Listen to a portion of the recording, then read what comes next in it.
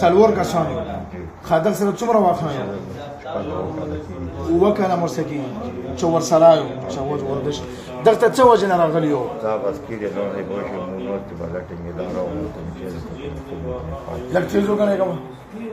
پای وا مو ته بوشي دا په میتیازو ناسو کاتوز په میتیازو ناسو ورته نور ته دا میتیازو کې ناسو دا کې ناسو ها نو تاسو میتیازو کې څه کول چې دا بس کېړه وکړي نو نه مو ها او میتیاز یې باندې وکړي بس غاټه ونه خو بس میتیازو لاندې شو بس اوس خو بوت شو یو نو ویل څه وشو دا پوښي دا در باندې میتیاز وکړي که زخمیان یې کړو نه زخمی او تاسو څلورو ته زخمیان کړي که تاسو نور چاته زخمی کړي نو تاسو په څلورو کال کې ټیکې ګونه څلورو کال کې پوښي مو تاسو باندې خلکو ته نه راغلي څنګه خلکو ته تیریو تاسو چې حاضر کړي نه یو نه چې حاضر کړي نه دا غوښوي چې حاضر کړي وادي کړي دي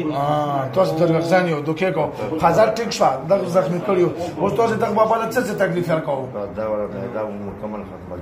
ختمه کړیو مېدا باندې څه شوی بس نه روټي ها لکه نه می چې دي کوي ها او بل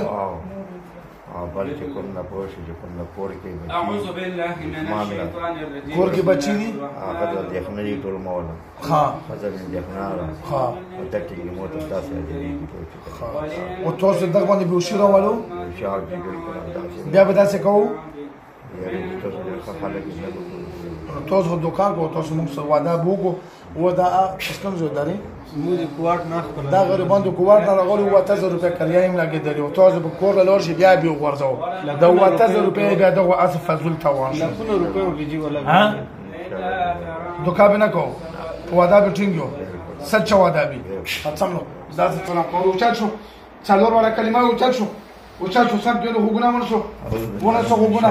چا څونه شو کلمه راوي بسم الله الرحمن الرحیم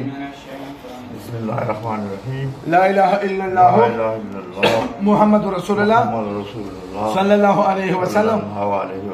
مونږ څلور وانه وعده کوو په قسم سره چې بیا به د بابا له تکلیف نه ورکو ځکه چې بے ګناه وو رندوکای وو مونږ نه لیدو کدو کام کړی و چې کوم سزا مرګ دغه یو په لاسه بیا سره ظلم وعده شو زبدان میاش بد بیا راکوه واجه وتر غوچا تر زور سره راوځو ټول بدن راوځو چې ما څه پوښتنه څلور وره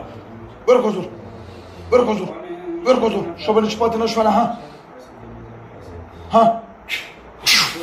ورکوزو ها زور سره په موږ واسو تاسو په موږ نه ها شنو دوکا ونکو ورکوزو وو شو ته لورته ورکوزو ها وته خلاصو به وته ځه وو